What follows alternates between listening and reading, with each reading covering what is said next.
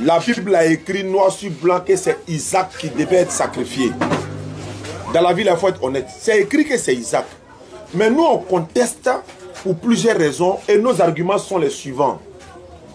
La Bible dit dans Genèse 22, Dieu dit à Abraham, je vais te mettre à l'épreuve. En disant ceci, prends ton fils, ton unique fils, celui que tu aimes, Isaac. 3 précisions, c'est trop. Pourquoi c'est trop? Si réellement le fils unique là veut dire qu'il a un seul enfant, ce qui est vrai, on ne doit pas préciser autant. Prends ton fils, c'est déjà suffisant. Ton unique fils, ça fait 2 précisions, c'est déjà suffisant. Mais Isaac, et puis on met celui que tu aimes. Trop de précisions, là, il y a un problème. Est-ce qu'il n'aime pas Ismaël? Il n'y a pas un verset qui dit il n'aime pas Ismaël, ça fait 1. Pourquoi on dit celui que tu aimes? Et quand on dit fils unique là, de quelqu'un là, est-ce qu'ils sont 2? Ou bien c'est quand il est 1, on dit fils unique? Logiquement, c'est quand il est 1, on dit fils unique. C'est de ça que je voulais qu'il réponde. Il n'a qu'à dire oui, logiquement.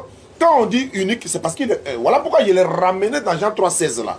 Dans Jean 3,16 là, il accepte quand l'enfant, quand Jésus est unique, parce qu'il a utilisé le mot unique. Mais il ajoute autre chose là-bas. Non, non, non, ça va être l'autre sauve. Ça va être l'autre sauveur. Mais le problème n'est pas le sauveur. Le mot unicité. Il n'y a pas de... Quand on dit Marc 12, 29, écoute Israël, le Seigneur notre Dieu est l'unique Seigneur. Il y a 2 dieux ou bien. Mais c'est le même mot unique qui est utilisé. Moïse a dit ça dans l'Ancien Testament, Deutéronome 6, 4. Jésus a répété dans le Nouveau Testament, Marc 12, 29. Mohammed sallallahu alayhi wa sallam a répété la même chose dans la Sourate 112. Dit, il est Allah unique. Je vais parler du mot unique. Pas de qui il est sauvé. Non, non, non. Le mot unique là-haut. Est-ce que ça peut s'attribuer à 2 personnes? C'est pas possible. Maintenant, pourquoi? Si ça s'attribue à Isaac là, qui est unique là, c'est faux. Pourquoi c'est faux? Mais comme il est chrétien, ou bien il n'est pas chrétien, ou en tout cas il est serviteur de Jésus, il ne veut pas admettre qu'il y a problème là-bas, là, parce que c'est son livre de foi. Donc il s'accroche. Même si c'est ton livre de foi, si toi tu me montres une erreur dans le Coran, il dit, ah vraiment, c'est pas logique. Le Coran ne peut pas dire à quelqu'un, fils unique, alors qu'il a 2 enfants. Il y a cherché à comprendre. Maintenant, nous, on a cherché à compris que quand Abraham, Dieu lui dit fils unique là, on regarde la distance d'âge entre les 2 enfants, il y a 14 ans de différence entre eux. Il a eu Ismaël lorsqu'il avait 86 ans, il a eu Isaac lorsqu'il avait 100 ans. Ça fait 14 ans de différence, ça fait 1. Deuxièmement, le thème unique là, ça ne peut pas s'attribuer à Isaac pour la simple bonne raison, Abraham, son premier enfant, c'est Ismaël. Et l'épreuve ne peut pas avoir lieu tant qu'il y a 2 enfants. Si Dieu dit, il faut me sacrifier ton enfant, il n'a pas dit l'un de tes enfants. On comprend français. Il faut me sacrifier ton enfant. Il y a combien d'enfants? Et puis il va dire, s'il y a beaucoup là, il va lui demander lequel. Et s'il y a 2 enfants, et que Dieu veut que je sacrifie le premier-né, ou bien encore l'un des enfants, il doit préciser, il faut me sacrifier ton premier fils. Il ne va jamais dire unique. Unique là, il doit être 1. L'épreuve, il doit être 1. S'il y a épreuve, j'ai pris mon fils, il m'a le déposé dans le désert d'Amazonie. J'ai tué celui qui est là. Voilà, l'autre là, c'est un espoir. Tôt ou tard là, je vais le revoir. Voilà ce que je suis en train de lui dire, de réfléchir pour dire. Quand Dieu dit épreuve là, l'enfant doit être 1. Et l'enfant unique d'Abraham durant près de 14 ans, c'était Ismaël. Ma question demeure. Et s'il ne répond pas à cette question, on va avancer. Parce qu'on ne peut pas l'obliger à accepter, mais vous n'êtes pas quand même chose, vous comprenez. Moi, il lui a dit, Jean 3,16 là, il y a combien d'enfants dedans? Il dit il y a 1. On parle de qui? Il dit Jésus. Mais je peux contester. Parce que le nom de Jésus n'est pas mentionné. Mais c'est les commentateurs bibliques qui disent non, c'est Jésus. Et nous, on l'accepte. Maintenant, dans Genèse 22 là, prends ton unique fils là. Il y a combien dans le mot unique? Il dit non, la promesse de Sarah, ce n'est pas ma question. Il y a combien d'enfants dans le mot unique? Il n'a qu'à dire il y a 1. Ok. S'il y a 1 là, c'est qui? S'il dit c'est Isaac, c'est faux. Mais si c'est Isaac là, c'est pas normal, puisqu'il y a Ismaël. On ne peut pas parler d'unicité quand il y a 2 enfants. Voilà ce que je dis. Et je m'arrête à ça. Si tu réponds, réponds. Si tu ne réponds pas, dis ce que tu as dit. On passe au deuxième thème. Voilà ce que j'avais à dire. Ok. Je vais revenir encore sur ça. Il y a un passage que tu as lu là où on parle de alliance perpétuelle. Je veux qu'on redise ça. Genèse 17, 19. Voilà. Merci pour... Voilà. J'aurais dû lire le 20 même pour Ismaël. Non, on va mais lire. On va lire ça quand même. On va s'arrêter au 19 seulement. En fait, ma question est là, mais lui répond à une autre question. Non, Mais je vais répondre à ta question. Dieu dit, certainement, Sarah, ta femme t'enfantera un fils et tu l'appelleras du nom d'Isaac. J'établirai mon alliance avec lui comme une alliance perpétuelle pour sa postérité après lui. Donc maintenant, à l'égard d'Ismaël, je t'ai exaucé. Voici, je le bénirai, je le rendrai fécond, je le multiplierai à l'infini. Il engendrera 12 princes et je ferai de lui une grande nation. Maintenant, on continue dans le 21. J'établirai mon alliance avec Isaac, que Sarah t'enfantera à cette époque-ci de l'année prochaine. Donc, quand tu me poses la question d'unicité, on parle d'une seule personne. D'accord. Mais quand on lit le passage 15-16, et puis on vient au passage 17-18, si l'unicité parle d'une personne et que Dieu lui-même, selon le livre, dit que c'est l'enfant que Sarah va mettre au monde là, que moi, c'est avec lui que j'ai établi mon alliance. C'est pas moi qui l'ai dit, c'est pas moi qui l'ai écrit. Mais dans tes propos, tu dis, si on dit que l'enfant unique que tu aimes, Isaac, mais et puis tu dis non, c'est qu'il y a un problème. C'est-à-dire que ce qu'on est en train de dire ici là, ce n'est pas juste. Parce que Abraham n'a pas aimé seulement qu'Isaac. Je te concède ça. Mais quand on descend sur Ismaël au verset, je crois, 21 ou 22, on a dit quoi? Je le bénirai. Je vais le rendre grand. Et sera ceci. On a cité. Maintenant, moi, je sais que quand on parle d'unicité, on parle d'un seul enfant. Mais ce que je ne comprends pas, à partir du verset 15 et 16, quand on va au 17 et 19, on parle d'Isaac. On ne parle pas d'alliance avec Ismaël. Ismaël est le fils d'Abraham. Mais ce n'est pas de lui que va descendre l'alliance et ce n'est pas de lui que l'alliance perpétuelle va être établie. C'est clair dans la Bible. Voilà pourquoi il te dit je t'ai répondu, mais tu refuses. L'unicité là, quand on parle du parle d'un enfant. Mais quand on parle de bénédiction, de postérité, d'alliance, tout et tout, on ne parle pas d'Ismaël. C'est pour ça que Dieu dit, prends ton fils unique, et tu as répondu à la question. Tu dis que l'alliance là, elle n'est pas charnelle, elle est spirituelle. Donc si elle est spirituelle, puisqu'on ne raisonne pas charnellement, donc Dieu, ce qu'il a dit est normal. Parce qu'il dit, je vais bénir Ismaël. Je vais le faire grand. Je vais faire ceci. Je vais lui donner ça. Il aura l'argent. Il sera grand. Il sera un grand peuple. L'Arabie Saoudite va faire pour lui tout et tout. Mais ce n'est pas avec lui que je vais signer l'alliance là. Que je vais sceller l'alliance. C'est pour ça qu'il dit à Abraham, prends ton unique fils. Parce que ce n'est pas parce qu'il ne considérait pas Ismaël. Hein. Mais comme Ismaël n'est pas l'enfant de la promesse, donc il ne parle pas de lui, selon la Bible. C'est pas moi qui ai écrit. Je ne te réponds selon la Bible. Je ne peux pas te répondre selon mon raisonnement charnel. Je ne le ferai jamais. Ça fait un. Quand tu prends Jean 3,16, je te dis que ça n'a rien à voir avec unique d'Abraham là. Là-bas on dit, Dieu a tant aimé le monde qu'il a donné son fils unique afin que quiconque croit en lui ait la vie éternelle. Ici on dit que Dieu doit tisser une alliance avec quelqu'un. Mais la Bible nous dit, selon ce qu'on lit ici, que c'est Isaac. Jamais on a dit que c'est Ismaël.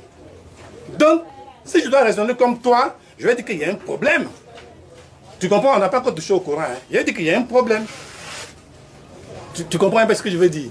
Donc, il ne faut pas prendre un verset qui n'a rien à voir avec l'autre verset. Là, on parle de fils unique, mais lui, l'enfant doit croire en lui. Mais ça va dire de croire à Ismaël, mais à Isaac. Donc, je m'arrête là. J'ai répondu à ta question. Merci. Je répète. Hein. Ah, donc, il a répété même ce que tu fallait, quand tu parlais, il faut qu'on s'écoute quoi. Il n'y a pas de souci. Tu es en train de parler d'alliance. Moi, je parle de l'enfant qui devait être sacrifié. Les deux enfants sont deux alliances. Galate nous dit. Ces deux alliances, ces deux enfants sont deux alliances. Maintenant, l'enfant qui devait être sacrifié là. Et puis d'ailleurs, tu dis Ismaël est devenu une grande nation. Selon la Bible, c'est grâce à... Qu'est-ce qui s'est passé et puis Ismaël est devenu une grande nation? Voilà. Qu'est-ce qui s'est passé? Et à quel moment ou à l'avènement de qui Ismaël est devenu une grande nation en attendant que tu cherches le trouver? Je réponds. Je suis en train de dire ici. Ismaël là, c'est l'enfant d'Abraham. Oui. Dieu a mis Abraham à l'épreuve, non? C'est pas ça? Le preuve consistait à quoi? D'immoler son fils unique. On est d'accord? L'enfant unique ici, là, c'était qui? Tu dis c'était Isaac. C'est là-bas mon point. C'est là-bas ma question. J'ai répondu en précisant. J'ai dit, Ismaël, c'est le fils d'Abraham. C'est pas ma question. Non, mais je dis que votre façon de poser des questions, moi je ne marche pas. En fait, tu ne peux pas répondre. Non. Voilà, ça a créé des zones. Laisse-moi parler. Non, donc, il a eu un premier enfant qui est Ismaël. 14 ans après, il met au monde Isaac. Maintenant, quand il a mis Isaac au monde là-haut, à quel moment on parle d'unicité lorsqu'il a 2 enfants? La Bible nous dit, je lis ce qui est dans la Bible. Hein. Il n'invente pas. La Bible nous dit que l'enfant avec qui Dieu, l'enfant qu'Abraham devait normalement immoler, c'est Isaac. Je ne peux pas aller au-delà de ça. Mais la Bible a dit ça. Je ne m'accroche pas dessus, mais je lis ce qui est écrit. Je suis d'accord. Comme tu dis que on lit la Bible selon notre intelligence, selon notre sagesse. C'est ça là qui va créer les désordres là. Bon, d'accord, continue. Parce que tu veux forcément m'emmener à dire. Je vais t'amener à dire la vérité. L'unique là, quand on parle d'unique, c'est un seul enfant. Très bien. Maintenant. Attends, c'est bon, c'est fini. Non. Tu as déjà répondu, c'est bon. Donc je réponds puis je ne m'explique pas. Non, tu as déjà répondu à moi, ma question, ça me suffit. Non. L'unique, c'est un seul enfant. C'est pas un débat ça, ce que tu es en train de faire, c'est pas un débat. Quand on parle d'unique, on parle d'un seul enfant. En réalité, le mot unique signifie un seul enfant. Mais ça me suffit. Maintenant, la Bible dit l'unique là. Quand on parle d'unique là, on sait qu'Ismaël est le premier. Mais la Bible ne parle pas de lui. Maintenant, comment se fait-il? Ismaël est le premier. Et puis on parle d'unique, et puis ça tombe sur le deuxième. Mais pose la question à Dieu. Voilà pourquoi je suis en train de t'expliquer maintenant. Tu dois m'expliquer la pensée de Dieu, quoi. Mais dis donc. Pardon. Je suis abasourdi, quoi. Je vais parler, en fait, comme... Non, parle. Je dis même plus un mot, parle. Oui. Je dis plus un mot, il faut parler. Tu peux rester là-bas parler? D'accord. Moi, je pense que le nom du premier n'a pas été dit parce qu'il n'a pas été reconnu. D'accord. Lui, il est né en mariage. Mais est-ce que Dieu, il reconnaît ça? Ah, ça c'est une très bonne question. En fait, la Bible n'a jamais dit que Ismaël c'est un enfant illégitime. Il n'y a pas un verset dans la Bible. Ça c'est un. La Bible n'a jamais dit que Sarai, par exemple, Agar n'était pas aimée par Abraham. Ça n'existe pas. Troisièmement, dans la même Bible là, Genèse chapitre 25, verset 9, si je ne me trompe pas, quand Ibrahim est mort là, la Bible dit, ses 2 enfants sont venus l'enterrer. Il est reconnu à 100%. Le problème est que... Je vais répondre à sa question. Ouais, il n'y a pas de problème. Il n'y a pas de problème. Si vous dites que Ismaël n'est pas reconnu et qu'il n'est pas aimé par Abraham, vous montrez le verset où on dit Abraham n'aimait pas Ismaël. Vous montrez un verset où la Bible dit que Ismaël est illégitime. Ça n'existe pas. Il n'y a pas un verset. Elle a posé une question. J'ai répondu à la question clairement. Voilà, maintenant, il ne faut pas aller au-delà. Elle dit, j'ai répondu. Si on ne parle pas du nom du premier fils, sûrement quelque part, Dieu n'a pas reconnu Ismaël. Ah, sûrement, alors que ce n'est pas écrit. Non. Mais voilà. Seulement que tu donnes là, c'est même ce qu'elle donne. Il faut me laisser parler. Aïe. Ce qu'elle dit là, sûrement, mais ce n'est pas écrit.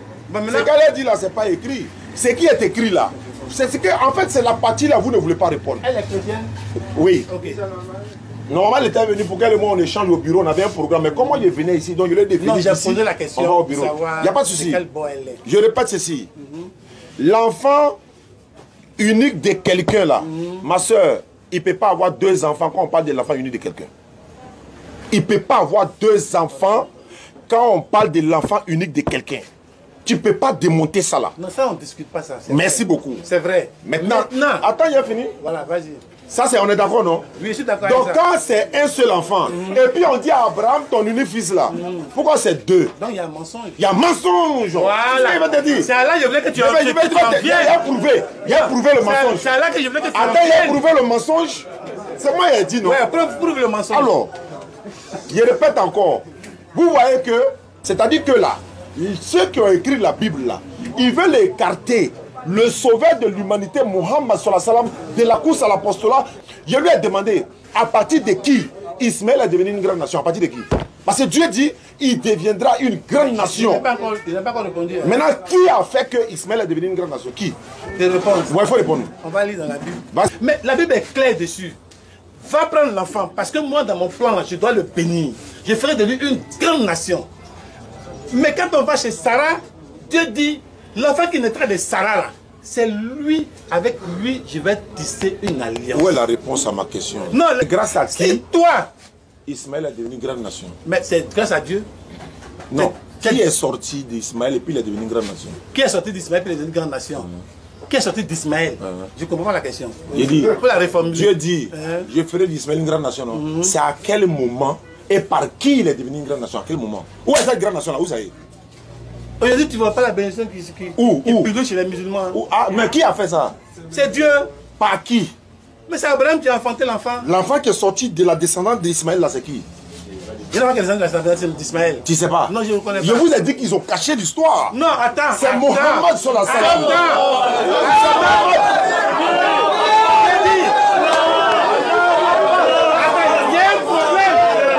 Attends. Non, moi je n'écoute pas.